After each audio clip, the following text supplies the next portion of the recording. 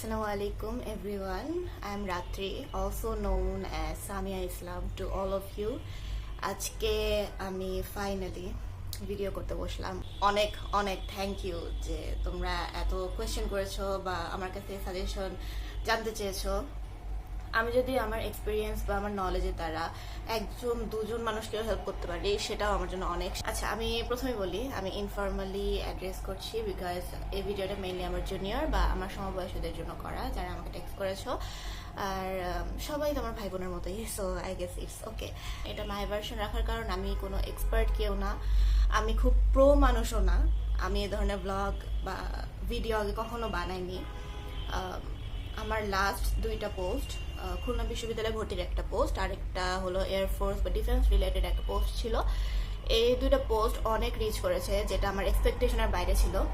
আমি আমার পোস্ট বা এই ধরনের আর্টিকেলগুলো লেখা আমি নিজের জন্য লিখি, আর আমার ফ্রেন্ডসও খুবই কম। মানে আমি সাধারণত খুবই কোয়াইট আর প্রাইভেট লাইফ লিড করতে পছন্দ করি, বাট আমার অ্যাকাউন্ট যেহেতু পাবলিক, তো এটা আনএক্সপেক্টেডলি অনেক মানুষের কাছে রিচ করেছে, যেটা obviously I am honoured for that. Last পোস্টের রিচ ছিল প্রায় 7 লাখ, আর সেখানে রিয়াকশন এসেছে I guess 1.2K। So it's a lot and thank you everyone for that. আমি চাই যেন এখানে ডিটেলস আমি সব কিছু বলতে পারি, এই জন্য এটা আমি একটা সিরিজের মতো করবো, যেটা কিনা মাই ভার্সন পার্ট 1, পার্ট 2 আর পার্ট 3 থাকবে। আমার জার্নি বলতে অনেকে আমার অ্যাডমিশন থেকে শুরু করে আমার একাডেমিক লাইফ এন্টায়ার জার্নি জানতে চেয়েছো, অনেকে আমার এক্সট্রা কারিকুলার অ্যাক্টিভিটিস সম্পর্কে জানতে চেয়েছো, আমার রেজাল্টস, আমি কি খুব ব্রিলিয়েন্ট স্টুডেন্ট ছিলাম নাকি, প্লাস এভরিথিং। পার্ট 1 চাইলে স্কিপ করতে পারো, আমি আগে বলে নিচ্ছি, কারণ এটা সম্পূর্ণ আমার নিজের জার্নি, আমার একাডেমিক লাইফ থেকে শুরু করে আমি কি কি করেছি সেসব নিয়ে বলা। আর যদি স্টোরি শুনতে ভালো লাগে তাহলে then you can continue and let's get with it. আমার লাইফ বা আমার জার্নি বলে we have to go all the way back to my school life. আমি কখনোই রোল 1-2 এরকম না, টপার মানুষ না। আমি এভারেজ এফোর্ট দিতাম, এভারেজ রেজাল্ট করতাম, ওকে ভালো রেজাল্টই বলা যায়, লাস্টে ভালো রেজাল্ট করেছিলাম। আমার এক্সট্রা কারিকুলার অ্যাক্টিভিটিস বলতে আমি যে ফ্যামিলি থেকে বিলং করি, আমার বাবা মা দুইজনই খুবই আর্টিস্টিক মানুষ। My father in his prime, বাবা মিউজিক করতেন, থিয়েটার করতেন, অনেক কিছু ট্রাই করেছেন নিজের লাইফে। আমার মাও সেরকম, মায়ের মিউজিকের দিকে অনেক ইন্টারেস্ট ছিল। তো সেই বাবা মার সন্তান হিসেবে আমরা 3 বোনই মিউজিক্যাল লাইনে আমাদের অনেক ইন্টারেস্ট। আর আমার মিউজিকের হাতে খড়ি আমার মেজো বোনের কাছে। আমার আমার রেঞ্জ অনেক হাই ছিল, সেই হিসাবে ফোক সং আমার মায়েরও অনেক পছন্দ, এজন্য আমি ফোক সিঙ্গার ছিলাম। স্কুল লাইফে অনেক লোকসঙ্গীত বা বাউল গান এগুলো অনেক পারফর্ম করতাম স্টেজে। আর ফ্রি স্পিরিট ছিলাম through out the entire time, সব কিছুর জন্য ওকে। মানে খুবই অকওয়ার্ড ছিলাম, অকওয়ার্ড অনেক কিছু করেছি, অনেক ক্রিঞ্জি মোমেন্টস ছিল লাইফে, সেটা সবারই থাকে, কিন্তু আমি সব কিছু ট্রাই করেছি। That's the actual fact. BNCC নিয়েও মজার কাহিনী আছে। বিএনসিসি আমাদের স্কুলে মূলত ক্লাস 7 থেকে শুরু করে। যে টিচার উনি আমাকে অনেক আগে থেকেই বলে রেখেছিল যে বিএনসিসিতে যেন আমি অবশ্যই অ্যাপ্লাই করি, এবং ক্লাস 7-এ আমি বিএনসিসিতে অ্যাপ্লাই করার আগে ক্লাস 6-এ থাকতে আমাকে প্যারেডের জন্য ইনক্লুড করা হয়। যদি একদম পিছনের সারিতে ছিলাম আমি প্যারেডের, যেহেতু একদম জুনিয়র, তো সেই হিসাবে ক্লাস 6 থেকে আমার বিএনসিসি যাত্রা শুরু। এবং ক্লাস 8-এ আমি প্রথম ক্যাম্প অ্যাটেন্ড করি অ্যাজ এ জুনিয়র ক্যাডেট। এরপর সেটা উইং ক্যাম্প ছিল মোস্ট প্রবাবলি সাভারে। উইং ক্যাম্প করে সেখান থেকে আমার পারফরমেন্সের বেসিসে আমাকে সার্জেন্ট বানানো হয়। আমার স্কুলের সবচেয়ে ইয়াংগেস্ট সার্জেন্ট ছিলাম আমি। অনেক প্যারেড ট্রেনিং দিয়েছি আমার স্কুলে, বা লিড পজিশনে অনেকবার থেকেছে, অনেক কিছুতে ভলেন্টিয়ার হিসেবেও ছিলাম। তো আমি through out the entire time অনেক কিছু ট্রাই করেছি, মানে অকওয়ার্ড হওয়া সত্ত্বেও অনেক কিছু থেকে ব্যাক আউটও করেছি, যেটা এখন মনে হয় যে ওই মোমেন্টে এটা করলে ভালো হতো। After all this is life. আমি জেএসসিতে আমার 5 থাকে এবং সেখানে সাধারণ গ্রেডে বৃত্তি পাই আমি। আর এসএসসিতে 9-10 অ্যাকচুয়ালি যদি বলি, আমি এম আ টিনেজার, অনেক ধরনের ইমোশনসে উঠছিলাম।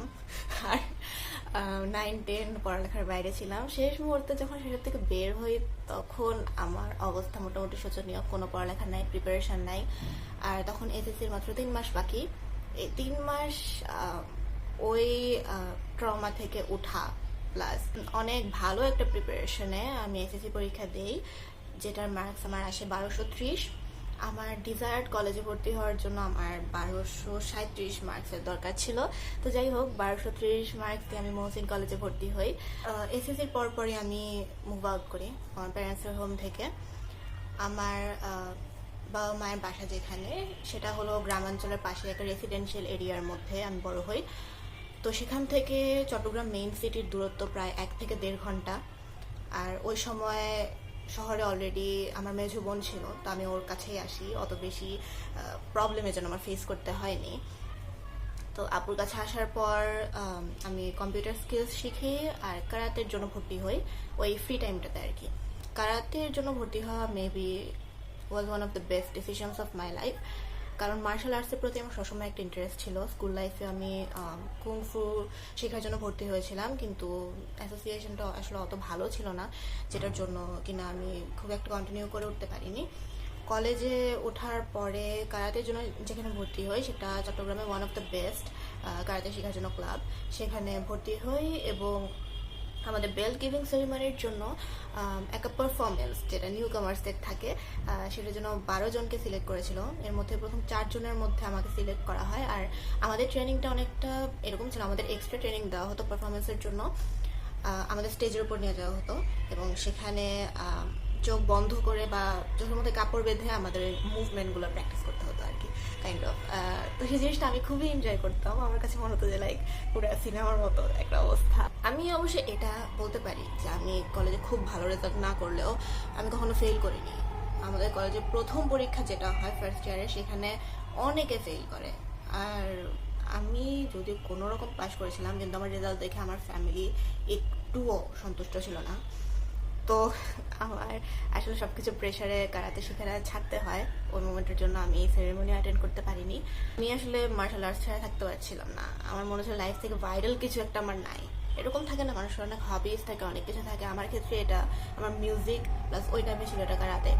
তো কারাতের জন্য পরবর্তীতে আমি আবার ভর্তি হই যখন আমার মনে হয় যে লাইফ কিছুটা এখন ব্যালেন্স হয়েছে। এবং তখন আর যতটুকু আমি শিখতে পেরেছিলাম গিয়েছিলাম তখন থেকে আর শুরু করতে পারিনি, উল্টা আমার এক্সট্রা কিছু জরিমানা দেওয়া লাগে। সেকেন্ড ইয়ার থেকে এক্সট্রা কারিকুলার আমি আরও অনেক কিছু করার চেষ্টা করি। আমি সায়েন্স ফেয়ারে জয়েন করেছিলাম এবং আমাদের গ্রুপ আমরা যে প্রজেক্টটা বানিয়েছিলাম সেটা অ্যাকচুয়ালি সবাই অনেক পছন্দ করেছিল। এটা আমার ফার্স্ট টাইম ছিল। আরেকটা প্রজেক্টের জন্য আমাকে সিলেক্ট করেছিল, কিন্তু সেটা শারীরিক অসুস্থতার জন্য আমি আর করতে পারিনি। কালচারাল প্রোগ্রামেও জয়েন করেছিলাম, মানে অ্যাটেন্ড করেছিলাম এবং সেখানে জারি গানে আমি প্রথম হই। আমাদের একটা গ্রুপ ছিল, আমরা চ্যাম্পিয়ন গ্রুপ হই। আর মানে সবকিছু অনেক ভালো চলছিল। রোজার মাসেও আমি এতটা ডিটারমেন্ট ছিলাম যে তখন রোজা রেখে আমি কারাতে করতে যেতাম। তো একদিন সেদিন আমি আর আমার মেজো বোন একসাথে বের হই। আপু তখন চট্টগ্রামে গ্রামার স্কুলে মিউজিক টিচার। তো আমরা দুজন একসাথে বের হই এবং আমি অটো ধরার জন্য সামনে যেতেই একটা সিএনজি হুট করে আমার পায়ের উপর দিয়ে চলে যায়। সেটা অনেক বিশাল একটা ইনজুরি ছিল। সেটার জন্য আমাকে পরবর্তীতে 30 দিনের বেড রেস্ট দেয়। আর আমি প্রায় 2 থেকে 3 মাস ঠিক মতো আর হাঁটতে পারিনি। তো সেই সময় কারাতে কন্টিনিউ করা ইট ওয়াজন্ট পসিবল। তো আমার কারাতের ড্রিম ওখানেই ছাড়তে হয়। আর সাথে আমি কলেজে ক্লাস অ্যাটেন্ড করতে পারতাম না, ঘরে থেকে যতটুকু পড়ালেখা করার করতাম। এইচএসসি পরীক্ষা তো আমাদের আর হয়নি ঠিকঠাক মতো। এরপরেও যা রেজাল্ট আসে সেখানে আমার জিপিএ 5 আর পিসিএম যেটা বলে ফিজিক্স কেমিস্ট্রি ম্যাথ, এই তিনটা মিলিয়ে আমার 95% এসেছিল। তো এইসব রেজাল্টের ভিত্তিতে সবকিছু চিন্তা করেই আমি হলো ইঞ্জিনিয়ারিং এর প্রিপারেশন নিব বলে চিন্তা করি। যেহেতু মুভমেন্টে থাকতে পারিনি, অবশ্যই আমি রিফরমেশনে থাকবো। এবং আমার মেজো বোন সেখানে একটা রিফরমেশনের কাজে লিড দেয়, নিউ মার্কেট চত্বর যেটা শহীদ কামাল চত্বর, সেটা রিফরমেশন করি আমরা একসাথে। আর সেটার পরে অবশ্য এটার বিভিন্ন ইন্টারভিউ হয়েছিল, সেখানে আমি কোনোটাতে অ্যাটেন্ড করতে পারিনি, কারণ আমার ফ্রেন্ডসের কথা ছিল তুমি অনেক রিফরমেশন করেছো, অনেক কাজ করেছো, অনেক সময় নষ্ট হয়েছে, এখন যেহেতু অ্যাডমিশনের সময় তোমার পড়ালেখা করতে হবে। এত অ্যাডভান্স লেভেলের পড়া এসব কিছু আমার মাথায় ঢুকতে যায়। এমনি তো আমি স্লো লার্নার, তারপরে 3 মাসের engineering preparation wasn't for me. এক একজনের জন্য এক এক রকম হয়, কিন্তু আমার জন্য সেটা ছিল না। সেটা তখন আমি বুঝতে পারিনি, এক ধরনের জেদ ছিল, ওভার কনফিডেন্স ছিল যে আমি সবসময় এত ভালো রেজাল্ট করে এসেছি, engineering wouldn't be so tough for me. আমার এটা সেট ছিল মাইন্ডে। আর ইঞ্জিনিয়ারিং না হলে ইঞ্জিনিয়ারিং এর প্রিপারেশন নিয়ে ভার্সিটি কোথাও না কোথাও তো হয়ে যাবে। 28 তারিখ ঢাকায় এসে অ্যাভিয়েশনের পরীক্ষা ছিল। ওটা অ্যাভিয়েশনের এক্সামটা দিয়েই আমি আবার চট্টগ্রাম চলে আসি, কারণ 31 তারিখ আমার ওসি স্যারের ভাইভাটা ছিল। ওসি স্যারের ভাইভার পর আবার আমার ঢাকা চলে যেতে হয়, কারণ এরপরে তো কন্টিনিউয়াস এক্সাম ছিলই। 23 তারিখ ছিল বুয়েটের প্রিলি দিয়েই 24 তারিখ আবার চট্টগ্রাম আসি, এবং 25 তারিখ চট্টগ্রামের বিএনসিসি হেডকোয়ার্টার্সে আমার আবার ডিজি ভাইভা। তো আমি ঢাকা চট্টগ্রাম আমার কন্টিনিউয়াস যাওয়া আসার উপরেই থাকে। ডিজি ভাইভার পরে তো আইএসএসবির জন্য সিলেক্টেড হই। এরপরে তো আমি ইউনিভার্সিটির উপরে মোটামুটি হাল ছেড়েই দিয়েছি, কারণ আইএসএসবির জন্য প্রিপারেশন নিব ফুললি ফোকাসড। ভার্সিটির পড়া মোটামুটি একটু আধটু পড়া, এরপরে চট্টগ্রাম ইউনিভার্সিটির এক্সাম আসে, এর মধ্যে দিয়ে যেটাও দেই, এবং সেখানে 2400 মেরিট আসে 15 দিনের প্রিপারেশনে। আর জাহাঙ্গীরনগরেরও সি ইউনিটে ওই সময় মেরিট এসেছিল 756, ওইটাও 3 দিন জাস্ট, কারণ জাহাঙ্গীরনগরের হলে গিয়েছিলাম আমি পরীক্ষার 3 দিন আগে। ওই 3 দিন ওখানে বসে যতটুকু যা মোবাইলে পিডিএফ ডাউনলোড করে কোয়েশ্চেন ব্যাংক ওখানে সলভ করে, ওটুকুই প্রিপারেশন নেই, আমার অত বেশি প্রিপারেশন ছিল না। তো ওটা নিয়ে কিছুদিন হাই হতাশ করে ওটা বাদ। আমি অ্যাকচুয়ালি অনেক সহজে মুভ অন করি, সেটা আমার একটা ব্যাপার যে আমি কোনো কিছু নিয়ে ধরে বসে থাকবো অনেকদিন, সেটা আগে করতাম। এই টাইমের মধ্যে দিয়ে এটা আমি নতুন শিখেছি, যেটার জন্য আই এম প্রাউড কাইন্ডা। আর ফেব্রুয়ারিতে আমার বড় বোনের বিয়ে হয়, এবং আপুর গায়ে হলুদ পর্যন্ত আমি অ্যাটেন্ড করতে পারিনি, কারণ আপুর গায়ে হলুদের পরপর আমার ঢাকা ইউনিভার্সিটির এক্সাম ছিল, পরের দিনই ছিল মোস্ট প্রবাবলি। এটার জন্য সেন্টার চট্টগ্রাম দিয়েছিলাম, আপুর বিয়ে হয়েছিল ঢাকায়। তো আমার নিজের বড় বোনের বিয়ের গায়ে হলুদ আমি অ্যাটেন্ড করতে পারিনি। তারপরে আমার লাইফে আসে আমার বড় দুলা ভাই, যিনি কিনা আমাকে এই টাইমটার মধ্যে দিয়ে লিটারেলি টেনে হিস্ট্রি বাইর করে। আমি যেরকম হাল ছেড়ে দিয়েছিলাম, এরপরে তো আবার আইএসএসবির কল লেটার, যেটা টেকনিক্যাল রিজন, আমি যেটা আগে পোস্টে মেনশন করেছিলাম, টেকনিক্যাল রিজন বলতে কল লেটার আসলে যখন অ্যাপ্লাই করা হয় এটা আমি জানতাম না, আমার নিজের ইগনোরেন্সের কারণে এটা মিস গিয়েছে। এটা আমি কোনো অথরিটিকে ব্লেম দিব না যে তাদের কারণে আমার লেটার আসেনি বা কিছু একটা। আইএসএসবি তো মিস গেল। এরপরে আমি ভেবেছিলাম সিএ ফার্মে জয়েন করব, যেটার জন্য আমি সিভি পর্যন্ত রেডি করেছিলাম সিএ ফার্মে জয়েন করার জন্য। তো 2টা কোম্পানিতে কল এসেছিল বা আমি জয়েন করতে পারতাম, কিন্তু সিএ ইজ ভেরি কমপ্লিকেটেড। আর যদি আমি সিএ জয়েনও করতাম, সেক্ষেত্রে আমার স্টেটাস থাকতো একজন ইন্টার পাস। তো ইন্টার পাসের আসলে অত পসিবিলিটিস থাকে না এসব ফিল্ডে। বলে দিয়েছিলাম যে আমি সিএ ফার্মে জয়েন করবো, কমপ্লিকেশন যা ইচ্ছা তাই হোক, খাটবো বলদের মতো দরকার হলে, কিন্তু আমি আর মানে সেকেন্ড টাইমের ধারে কাছে নাই। আর এয়ারফোর্স তো আরও পরের হিসাব, আমি ডিফেন্সেরই ধারে কাছে নাই। আর এরকম বলে দেওয়ার পরে তারপরেও ভাইয়া অনেক রাত পর্যন্ত, রাতে 2টা-3টা পর্যন্ত এরকম হয় যে ভাইয়া আমাকে বুঝায় যে এটা হলে ভালো হয়, তুমি আসলে কি করতে চাও, তোমার কোন দিকে ইচ্ছা। ডিসাইড করে যে না, ফার্স্ট টাইমে যেহেতু আমার জেনারেল ইউনিটগুলোতে অ্যাটলিস্ট মেরিট আসে, আর খারাপ মেরিট আসে না, সাবজেক্ট অতদূর যায়নি বলে, না হলে ইউজুয়ালি যায়। তো আমি জেনারেলি আবার চেষ্টা করব, কিন্তু জেনারেল ইউনিট ওটার কিছু কমপ্লিকেশন ছিল, আমার নিজের ইচ্ছা যে আমি কোথায় অ্যাকচুয়ালি দিতে চাই, অ্যাপ্লাই করতে চাই। তো সেটার পরে আমি ডিসাইড করি আমি আইবি এর জন্য অ্যাপ্লাই করব। তো আইবি এর প্রিপারেশন নেই। আল্লাহ, আমি আসলে আজকে রোজা রেখেছি। আর শুধু যে আমি তো ভিডিও এডিট করব, কিন্তু অনেকগুলো টেক নিতে হচ্ছে আমার, কারণ খুবই আনকমফোর্টেবল, আমি এভাবে কখনো কথা বলিনি। তো আমার my voice is trembling right now, so please pardon my mistakes আমি যদি ভুল কিছু বলে থাকি। আমার জার্নিতে আমি অনেক সাপোর্টিভ একটা ফ্যামিলি পেয়েছি। আমার বড় বোন আমাকে আমার এসএসসি টাইমটাতে, ও ছিল টাঙ্গাইলের ওর এমবিএসটিউর ক্যাম্পাসে। আমি ওই সময় আই ওয়াজ লিটারালি ড্রাউনিং, কারণ আমি যেটা বলেছি আমি এসএসসি কোনো প্রিপারেশন নেইনি। আপু সেই সময় ওর ক্যাম্পাস থেকে শুধুমাত্র এত দূর চট্টগ্রাম আসতো আমার সবকিছু গুছিয়ে দেওয়ার জন্য। আমার কলেজ লাইফে আমার শিল্ড হিসেবে থাকে আমার মেঝো বোন। কষ্ট গিয়েছে, অনেক স্ট্রাগল করেছি, বাট ও না থাকলে আমি জানি না আমি আসলে কিভাবে কি করতাম। এরপরে আমার 2 বোনেরই বিয়ে হয় এবং আমি 2টা নতুন ভাই পাই জীবনে, এবং তারাও আমার জন্য যা কিছু করে যেভাবে করে। আমার ফ্যামিলিতে আমি বড় হয়েছি পুরো প্রিন্সেসের মতো। আমার বাবা মা আমাকে অনেক জেন্টাল প্যারেন্টিং এর মাধ্যমে বড় করে। আমার বড় 2 বোন যেভাবে পড়ালেখা নিয়ে অনেক শাসন পেয়েছে, আমি তার ধারে কাছেও ছিলাম না। সেখান থেকে আমার পড়ালেখা করাটা সম্পূর্ণ আমার নিজের আগ্রহে আমি যতটুকু করেছি। নার্ড হওয়াটাও আমার নিজের উপরেই ছিল। সবকিছুর জন্যই আমি অনেক গ্রেটফুল, আলহামদুলিল্লাহ। আমি অনেক প্রিভিলেজড একটা লাইফ লিড করি। মানুষের এর থেকে অনেক বেশি স্ট্রাগল করতে হয়। আর আমার কথাও এটাই যে তোমরা যারা যে সিচুয়েশনে আছো, নিজের আশেপাশে একটু তাকাবা, দেখবা এর থেকেও খারাপ অবস্থানে অনেক মানুষ আছে। বিশ্বাসে মিলায় বস্তু তর্কে বহুদূর, একটা প্রবাদ আছে, সেটাতে এখন আমি অনেক বিশ্বাস করি। তো নামাজ কালাম ধর্মের ভিত্তিতে না হলেও সেটা এক ধরনের মেডিটেশন বলা যায়। এই যে আমরা নামাজ পড়ি বা প্রার্থনা করি অনেকে, এটা কিন্তু একটা মেডিটেশন।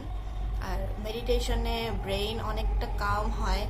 আর এই মুহূর্তে শান্ত থাকাটা, ধীরস্থির হওয়াটা, পেশেন্ট থাকাটা অনেকটা দরকার। কারণ উত্তেজিত হয়ে জীবনে কিছুই হয় না, জীবনে কিছু করা যায় না। একটা ভিতরে যদি রাগ থাকে বা ডিপ্রেশন থাকে, সেই সময় ওগুলোর মধ্যে দিয়ে ঠিকমতো চিন্তা করা যায় না। আর এই সময় মাইন্ডটা ক্লিয়ার রাখাটা অনেক দরকার। তো ফ্যামিলি যদি সাপোর্টিভ না হয়, কোনো সাপোর্টিভ পার্টনার যদি তোমাদের না থাকে, আমাদের সবারই কিন্তু সৃষ্টিকর্তা আছেন, এটা মাথায় রাখবা। তো সবসময় সেই বিশ্বাসের মধ্যে থাকার চেষ্টা করিও। আর আমি এটুকুই সাজেশন বা অ্যাডভাইস এই পার্টটাতে দেবো। সামনের পার্টে তো আরও থাকবে, আরও ডিটেলস অনেক কিছু আলোচনা করব। তবে এই পার্টে আমার সাজেশন এটাই থাকবে যে সব কিছুর জন্য গ্রেটফুল থাকবা, কারণ তুমি যত গ্রেটফুল থাকবা খোদা তোমাকে তত আরও দিবে। এটাই, this is the law of universe. Validation seek না করা, পিপল প্লিজিং যেটাকে আমরা আরো বলতে পারি। সে আমার ব্যাপারে কি মনে করলো, আল্লাহ আমি যে এটা বললাম এটা কতটা ক্রিঞ্জ ছিল, কত অকওয়ার্ড ছিল, এটা অনেক আনকমফোর্টেবল, আমি এটা করবো না। You have to step out of your comfort zone. জীবনে যদি কিছু করতে চাও, জীবনে যদি তোমার মনে হয় যে আমি আমার ড্রিম অ্যাচিভ করতে চাই, স্পেশালি ডিফেন্সের ড্রিম যাদের থাকে, তাদের জন্য এটা ম্যান্ডেটরি। আমি যা বা যেরকম আমার থট প্রসেস, আমি সব কিছুই আমার ড্রিমের বেসিসেই নিজেকে শেপ করতে দিয়েছি। তবে dream change, people change, time changes, অনেক কিছু হয় আসলে। তো কোনো কিছুকে নিয়ে ধরে বসে থাকা উচিত না, অ্যাডাপ্টেবিলিটি থাকতে হয়। এক একজন মানুষের এক এক রকম প্রেফারেন্স থাকবে, পার্সপেক্টিভ থাকবে, that's why we are human. সেজন্যই সে একটা আলাদা মানুষ, তুমি একটা আলাদা মানুষ। তো এই জন্য আমি এই মেসেজটা সবসময় দিই, এখনো দিব, ভবিষ্যতেও অলওয়েজ দিব, দ্যাট লাভ ইয়োর সেলফ। তুমি যখন নিজেকে ভালোবাসতে শিখবা, নিজের ফ্লসগুলো একসেপ্ট করে নিজেকে একসেপ্ট করতে পারবা, দেখবা লাইফে সব কিছুই অনেক ইজি হয়ে যায়। তখন কে কি বললো বা মানুষজন তোমাকে কীভাবে স্ল্যান্ডার করলো বা তোমার ব্যাপারে খারাপ বললো, ভালো বললো, nothing really matters. At the end of the day, you only have yourself and your creator or the universe. So all the best to many of you যারা কিনা এখনো নিজের ড্রিমকে চেস করছো। ট্রাস্ট মি, যারা এখন পর্যন্ত গিভ আপ করোনি, তোমরা অলরেডি এক ধাপ এগিয়ে আছো। তো চেষ্টা করে যাও। আমি যেহেতু পেরেছি, as an ever student, slow learner, এত ফ্লস, এত ট্রমাস, এত স্ট্রাগল ইনসিডেন্টসের পরেও যদি আমি করতে পারি, তাহলে তোমরা কেন পারবা না? Till then, stay safe and stay healthy, and that's it. I hope you liked this video. আর যদি আরো কিছু কোয়েশ্চেন থেকে থাকে তাহলে অবশ্যই সেটা আমাকে ইনবক্স করবা। আমি নেক্সট ভিডিওগুলোতে সেগুলো নিয়ে কথা বলার চেষ্টা করবো। So till then, bye bye.